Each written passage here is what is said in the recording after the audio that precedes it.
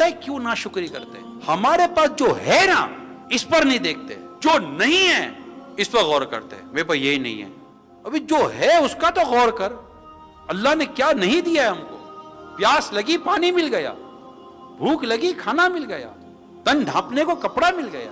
جا اپنے کچن کو ذرا دیکھیں، 4 قسم کے آٹے، بسکٹ کی شکل میں، ڈبل روٹی کی شکل میں، آٹے کی شکل میں، پتہ نہیں کتنی شکلوں میں آٹا گھر میں پڑا ہوا ہے۔ الماری کھولیں، کتنے ڈریس رکھے ہوئے ہیں الماری میں۔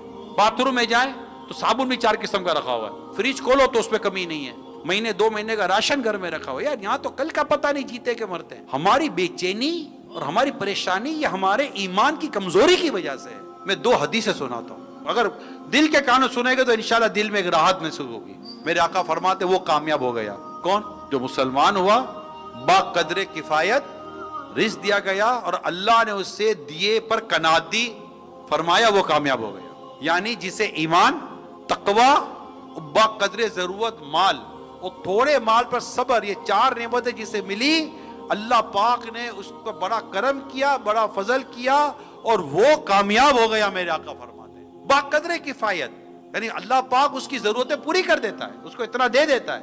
تو جو با قدر کفایت رزق دیا گیا اور اللہ نے اسے جو دیا اس پر اللہ پاک نے اسے قناعت دی، اسے صبر کیا، آقا فرماتے وہ کامیاب ہو گیا۔ بندہ اپنے پر غور کرے، مجھ میں کیا کمی ہے، میں کس چیز پر اللہ کی ناشکری کر رہا ہوں، میں کس چیز پر رو رہا ہوں۔ ایک اور حدیث سنیے، نبی پاک صلی اللہ علیہ وآلہ وسلم فرمایا جو شخص تم میں سے صبح اس حال میں کرے کہ اس کے دل میں امن و امان ہو، اپنے جسم میں تندرستی پائے، اس کے پاس اس دن کا کھانا ہو، تو اللہ نے گویا اس کے لیے دنیا پوری جمع کر دی گئی ہے۔ یعنی جس کو نفسانی امن و عاقبت، دل کا چین، بدن کی صحت، کچھ تھوڑا سا آج کے گزارے کا مال میسر ہو تو وہ بادشاہ ہے۔ حدیث کی شرح بیان کر رہا ہوں، اللہ نے اسے ہر قسم کی نعمت دی ہوئی۔